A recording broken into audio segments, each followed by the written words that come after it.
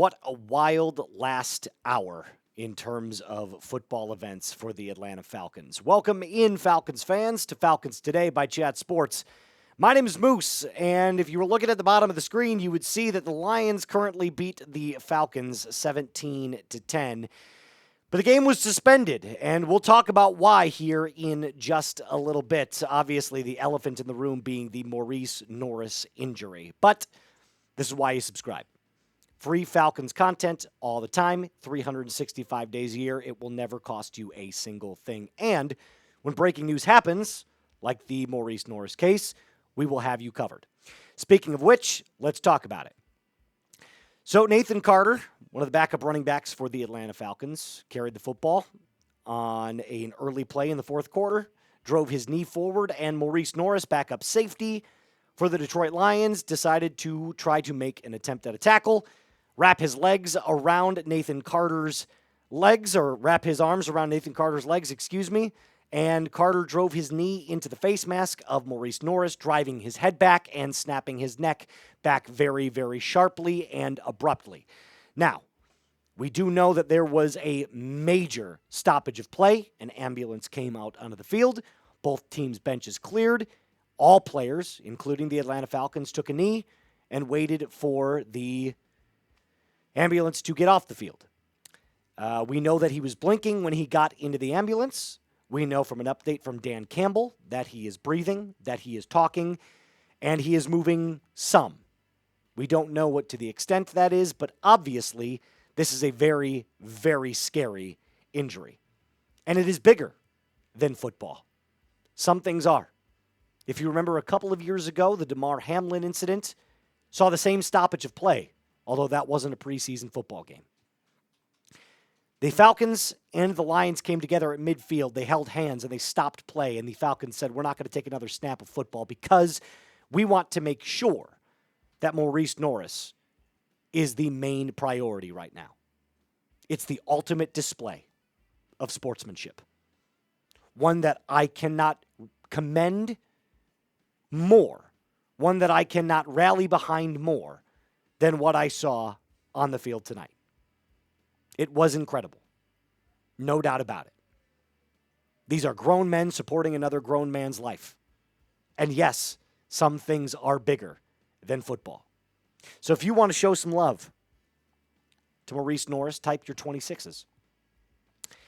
Let me know in the comments section down below how you feel about the stoppage of play tonight. Obviously, I was in big favor of everyone coming together and just being one, being a unit. Not just the Atlanta Falcons versus the Detroit Lions, but all these grown men supporting one other grown man's life. It was great to see. Now let's talk a little bit about on the field, because the Falcons did play some football, albeit it wasn't the best football you saw offensively. Defensively, there's a lot of wins. Only a couple of major wins here for the Falcons on offense. So let's start with the team right now. Obviously, the Lions, 246 total yards to the Falcons, 207. 14 first downs to 9. The Falcons only completed 1 out of 7 third downs, so that was a major issue. And both teams had a couple of penalties, with possession time going to the Atlanta Falcons, albeit the last 6 minutes was milked due to Emory Jones kneeling out. So the Lions brought out Kyle Allen and Hendon Hooker as their quarterbacks. Both of those guys had okay days. Kyle Allen definitely had the better day of the two. One of the highlights for the Detroit Lions was Isaac Tesla, who was the rookie out of Arkansas, had a fade route over D. Alford where he beat him on inside coverage. Alford just wasn't quick enough or big enough to get on the inside of Tesla. It was a fade route to the back pylon, and a touchdown was caught for 7 points, and that was kind of the major takeaway that I saw from the Detroit Lions. Remember, this is preseason football, so we're not going to see a whole lot because Jared Goff isn't playing and none of the starters are really playing. But Isaac Tesla definitely found himself having a very nice catch and a very nice play over D. Alford. Some major takeaways here for the Atlanta Falcons on offense. One thing that we need to note is that Dylan Drummond had himself one hell of a night. This kid was all over the place. 8 receptions for 63 yards. Found a couple of flood routes over the middle of the field where he saw open, soft space. exploited the defense, showed his speed, showed his versatility, got out into the flat, showed his yards after the catch ability, found openings, and went to the sideline as quickly as he could to, not take any major hits or to avoid any major hits. So he played really, really well for the Atlanta Falcons tonight, and expect more of the same going forward in the next couple of games. The next player that I do want to mention was Chris Blair, the only touchdown caught tonight by the Atlanta Falcons. He had a really good double-breaking route on the outside as the Falcons were in the red zone from Easton Stick in a 2-minute drill at the end of the first half. Blair was one-on-one in man coverage, did a nice double-breaking move off the line of scrimmage, saw the same fade route that Isaac Tesla saw, albeit on the opposite side of the field. Ball was placed perfectly from Easton Stick in the back of the end zone. 6 points, easy money. Chris Blair definitely showed his hands and some really good stuff tonight that I really like to see. So shout out to him as well. Another player that a lot of fans were really hoping would get involved. He got involved late. Nick Nash, the UDFA from San Jose State. Was very, very quiet in the first half, but the second half started to pick things up. He had a curl route where he caught a ball, planted his foot, and then spun his hips around the defender, made a really nice spin move, and ended up getting a gain of about 14, like you see there on screen. So Nick Nash had a couple of flashes tonight. Going to need to see a little bit more from him as time goes on. Finally, from the quarterback position, not much to take away. Easton Stick was really bad early. Very slow, wasn't good on third down at all, but you really saw the picking up in the second quarter, and then that last 2-minute drill in the first half was a thing of beauty. So shout out to Easton Stick, who had a pretty good stat line, 15 of 18 for 149 and 1 touchdown. Now, we're going to talk a little bit about the defensive side of the ball because that's really where the Falcons shined tonight. Before we do that, my friends, this Michael Penix jersey is on sale right now. And if you want to be the one to cash in on the best Atlanta Falcons gear, do me a favor, go to chatsports.com/MPJ shirt. Super easy. All you got to do is use that link that I've put in the comments and description of today's video. You can shop for that one, but you could also shop other items as well. Doesn't hurt whatsoever. That be a jersey, that be a jersey, hats, gloves, you name it, they've got it. Chatsports.com/MPJ shirt. Let's talk about the first one that stood out. Josh Woods had a bunch of really solid plays. One strip sack, believe it or not.